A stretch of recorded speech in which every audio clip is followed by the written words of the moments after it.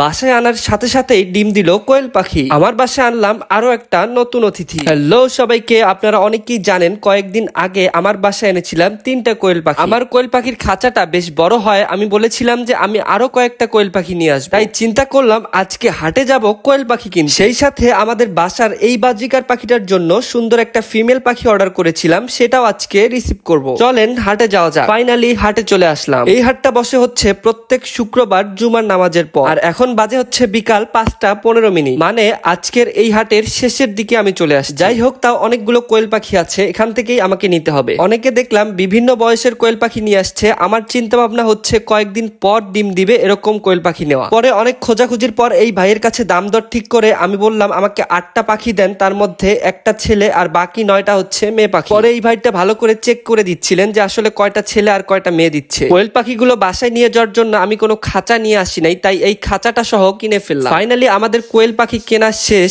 এখন আমাদের বাজিকার যে পাখিটা অর্ডার করেছিলাম সেটা রিসিভ করার পালা। কিছুক্ষণ অপেক্ষা করার পরই আমাদের সেই পাখিটা চলে আসলো। বেশি দেরি না করে পাখিটা রিসিভ করে বাসার উদ্দেশ্যে রওনা হলাম। পাখিগুলোকে বাসায় এনে খাঁচায় সুন্দরভাবে রাখার পর একটু পর খাঁচা চেক করে দেখি খাঁচার মধ্যে একটা ডিম। আমি তো দেখে পুরাই অবাক হয়ে গেছিলাম যে আজকে পাখিগুলো নিয়ে আসলাম, আর বয়সও অতটাও বেশি ছিল না যে ডিম পারবে, কিন্তু এই ডিমটা পারা দেখে আমি একদমই অবাক হয়ে গেছিলাম। আসলে কম বয়সে এই পাখিগুলো কিভাবে ডিম দিল।